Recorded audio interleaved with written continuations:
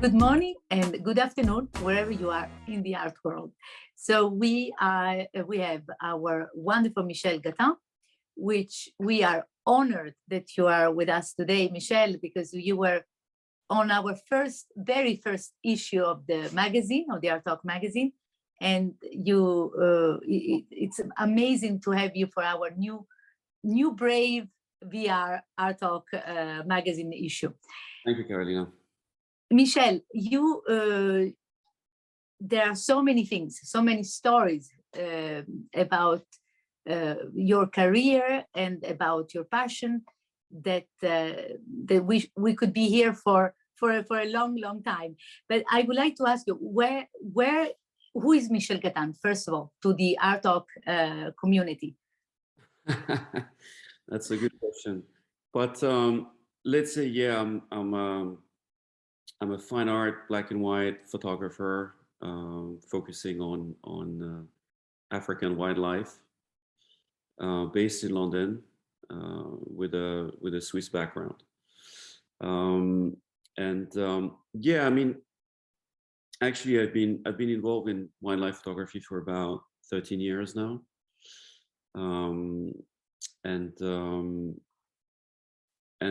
yeah, I mean, I think last time that we collaborated together, I was actually about to release a new show, a new series that I produced between the years of 2020 until 2022. Yes. And now we're in 23. So yes. Yes, but your passion for photography, where did it start, Michel? And your passion for, and especially focus on wildlife, that we have a wonderful example behind you.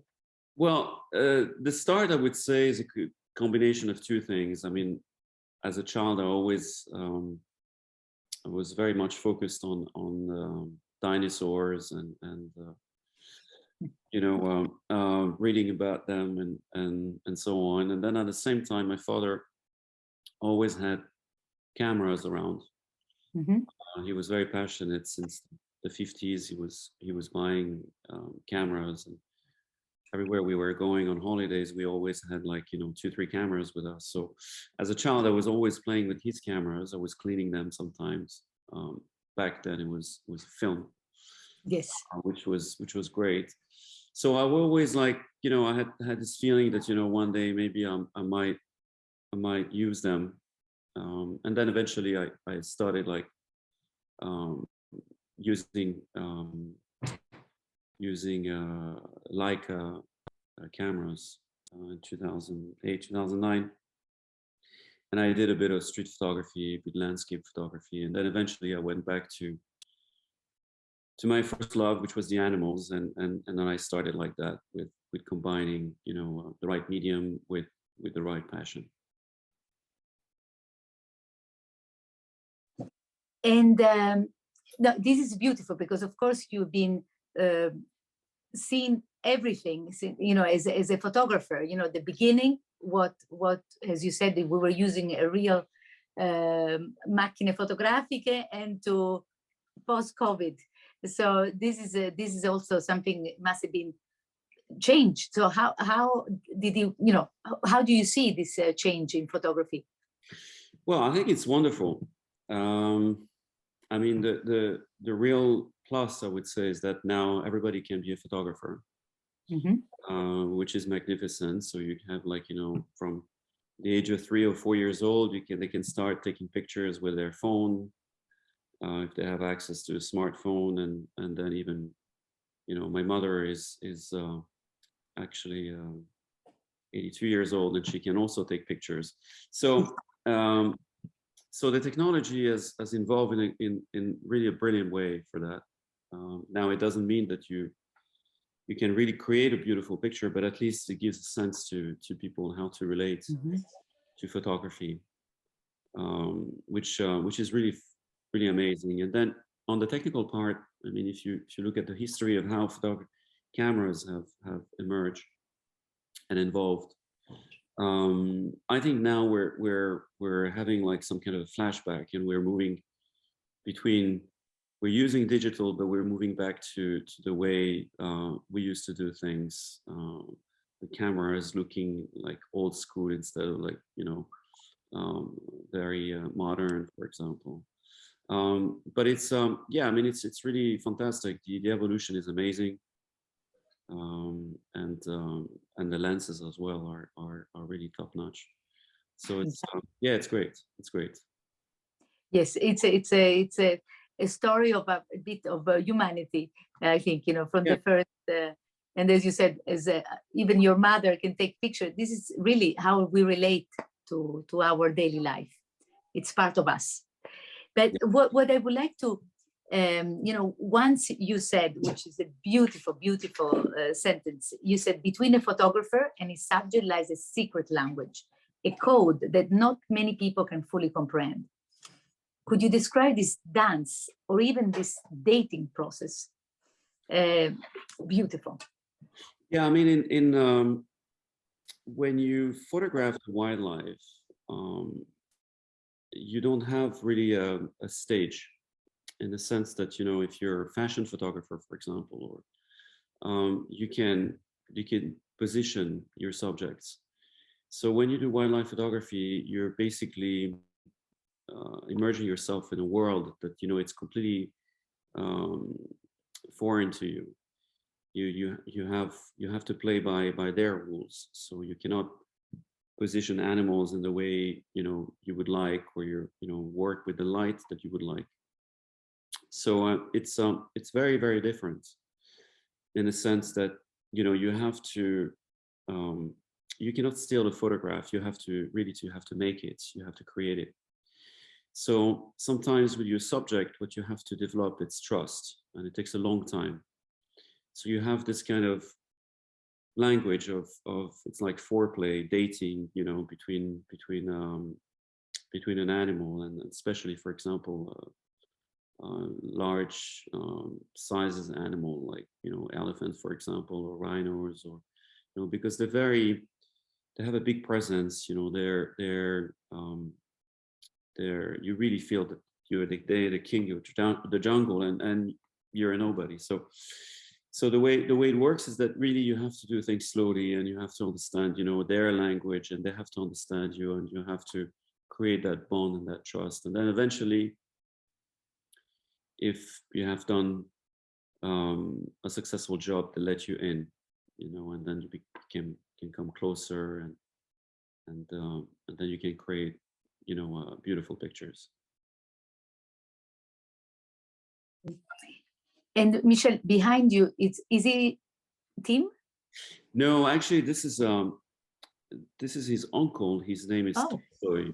Yeah, it's a different elephant, but they're from the same family, so they both start with a T. But unfortunately, he passed away as well last year. He was speared, and then developed an infection. But it's a beautiful animal. I mean, maybe you can see it. It is beautiful, but this is, for instance, you know, the beauty of the power of your photography is to catch really this moment that you are very, very close. So that's what are the challenges when you are so close, as you say, you capture their soul. Yeah, I mean, the big difference between I would say traditional wildlife photographers or bird photography is that they use, like, you know, big lenses, like telephoto lenses, what we call, and I use short lenses. So what I try to do is I try to mimic the way humans look at each other. So we have, I think, if you look at the angle of our eyes, is about 42 degrees. So that's right. That's what I try to do in photography. So because I use short lenses, I need to come closer. But the fact that I come closer means that I need to work a lot more with the animal. So I need to spend a lot more time with him. I need to understand what he's going through, and so then eventually, you know, it becomes like all the planets are aligned, and then I get a proper picture, and you see the real difference, because first of all, the details on the animal is completely different. Second of all, you can capture the entire animal in the frame and still have a lot of background. If you take the example of this picture, you can see, I mean, you can see clearly his surrounding, and you can see, you know, Kilimanjaro in the back with the snow, and the enormity of the animal. So that wouldn't be possible with zooms, for example. So it's yeah, it's a big advantage of working closely to your subject. Yes, but you're also, you know, it's not only, as you said, on elephants, but can you, it's you are passionate about all of them, and especially your last work of art that you went. Can you tell us a bit more about your beautiful, very intimate moment with the orangutango? That was yeah, it was a trip that I did last year to Uganda to see mountain gorillas. So mountain gorillas are like very social, you know, they have like interesting dynamics between themselves, and they're obviously they have like the silverback, which is like the main dominant male gorilla, who's who makes sure his presence is very much felt. So yeah, we did a very spectacular trip. We went 4 days in a row for a private track in Mangahinga in Uganda, which is a volcano, and part of the Virungas. So the other side of the mountain is basically the DRC, and then you have another side on Uganda. So yeah, I mean, it was really a spectacular trip, because I again tried to picture them with short lenses, so I had to get very close to them, but in a position that, you know, they were very relaxed as well. And the challenge there is that, you know, you climb for, let's say, 2 to 3 hours, sometimes longer, in the volcano. It's very dense and misty. Then you have exactly 1 hour with them. That's the regulation. And then, you know, you come down. So you really don't know what you're going to expect. Once you find them, you don't know if, you know, they're receptive, they're not receptive, died, they're not died, they ate, they didn't eat.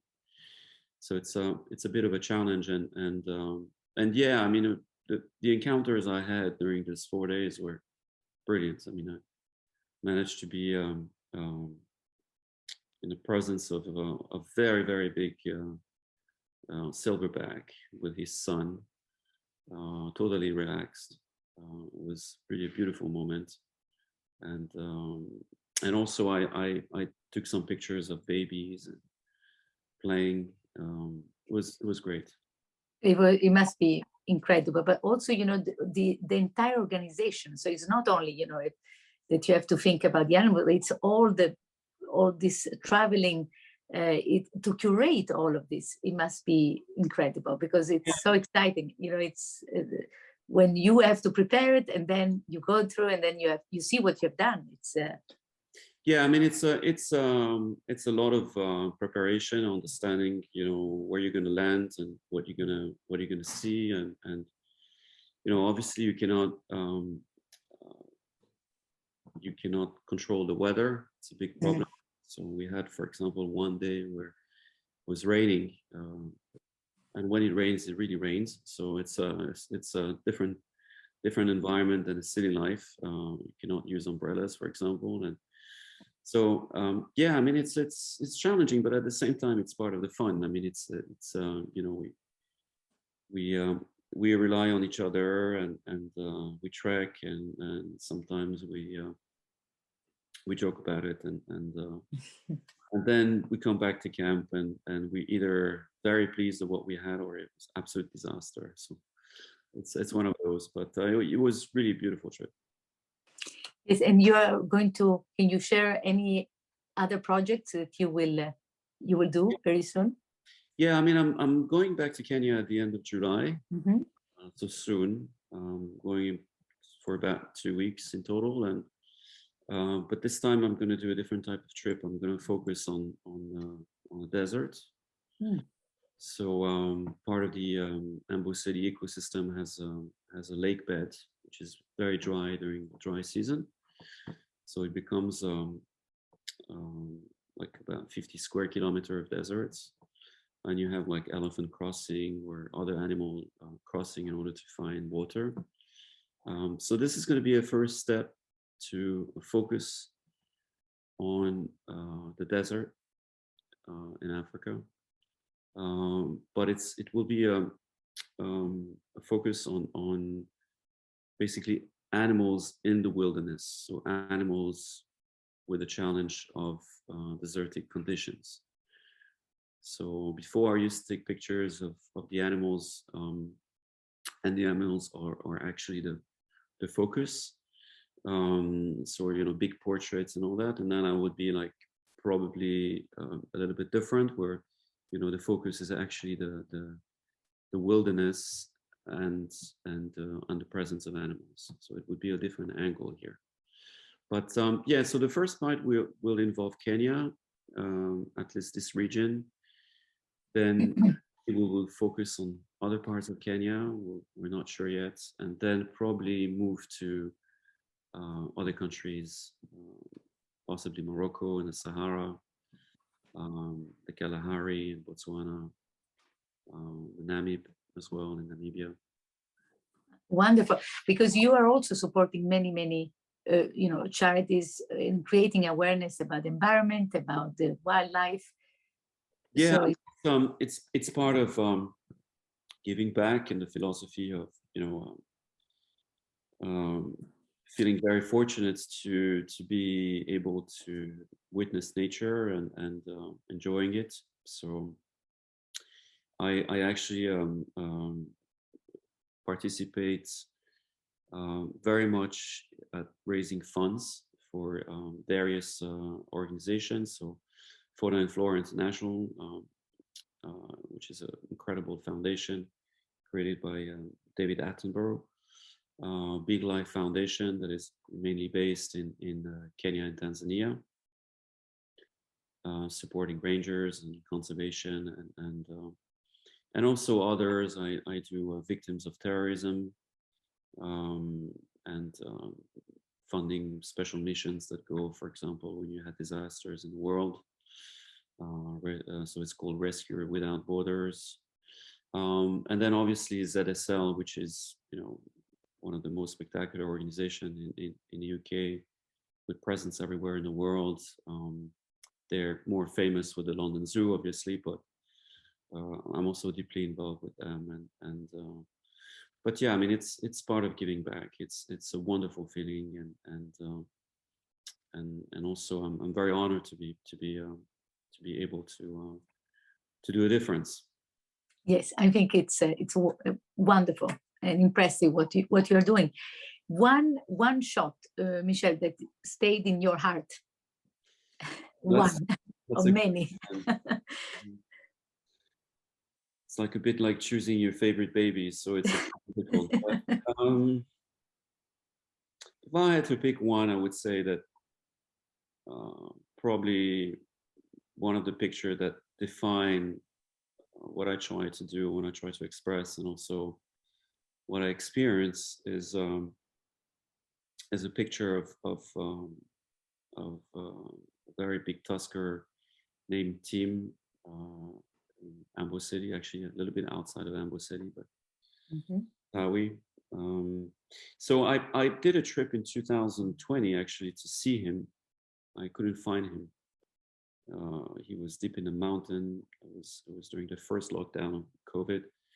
So then I went back in 2021, and we did a trip as well to try to see him. We had rain for about 5 days.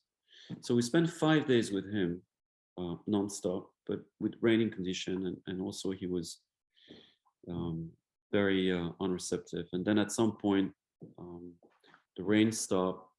We had a bit of sun coming through the clouds, which was, you know, quite nice. And he was a lot more relaxed. He had time to feed. He had time to see that we were patient as well. And then eventually we got very close to him. He was about 2-3 meters from me. So I was on the ground with my team, and then eventually he came towards me. He stopped, posed for about good 30-40 seconds. He didn't move, and then I managed to get like 2-3 frames, and then he left. And that was a spectacular moment, because effectively, like, I felt very vulnerable, but at the same time I worked 5 days for it. And he really allowed me to come close, to take a good picture of him. And he was just a magnificent elephant. He was very, very big, with huge tusk touching the floor, and very smart elephant as well. So he knew exactly what he was doing. It was on his terms. Dating was over. Yeah, it was a beautiful moment, really beautiful moment. Beautiful, as if, you know, we are watching through your words a movie, a beautiful movie, but it's a real life movie, which is even more beautiful. It's these moments in life that are worth, you know, our entire existence, as we can say. And it's something that you keep inside for a long time. I mean, I had other experiences with other elephants as well, which were spectacular. I mean, but this one, I need to say, was very particular, because he had something about him that was very special. And the crazy story is that the next day we flew,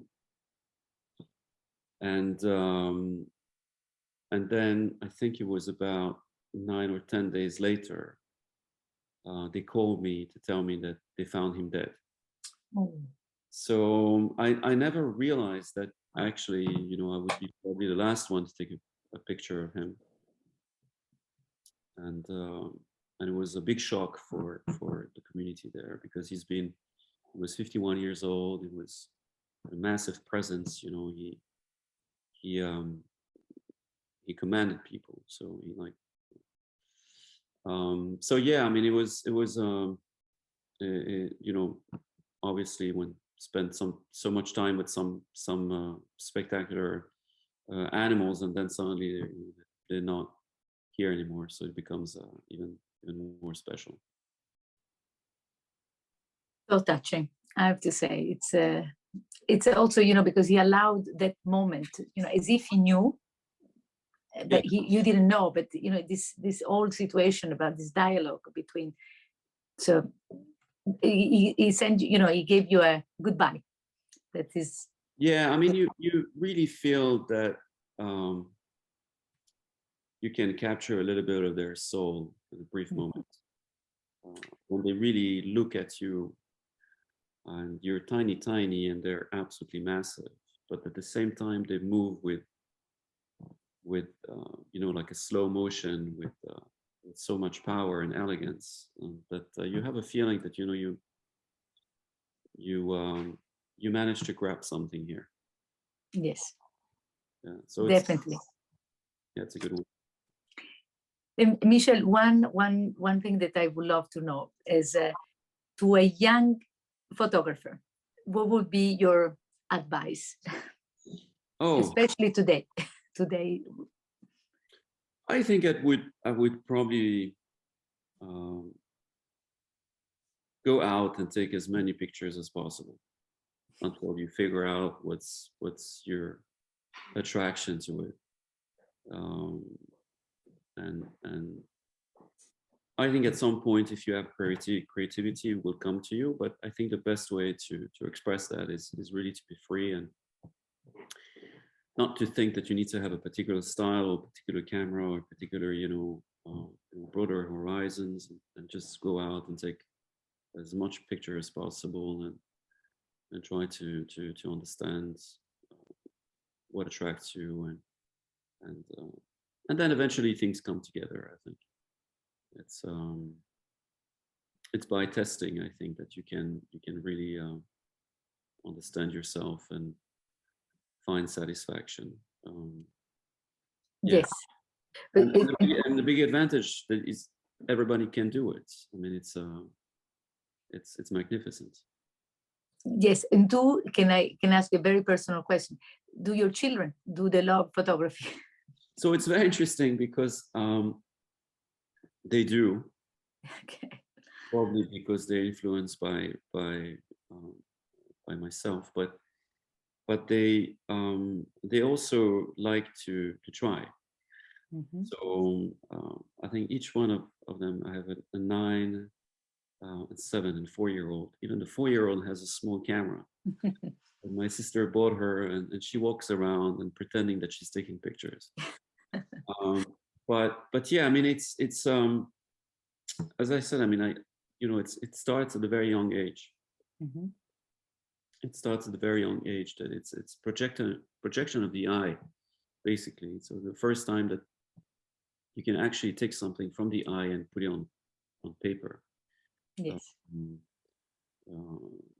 So it's quite amazing. But yeah, I mean, they're very much involved, and they also have photographies in their bedrooms, and they come to exhibitions with me, and yeah, I mean, it's beautiful. I think it's always this is why we are all working for, to see our children be passionate, I think, about something. And this is I agree with that. I agree. It always is like a huge satisfaction when they can be critical. So for example, my 9-year-old I think has a very good eye for art. Mm-hmm.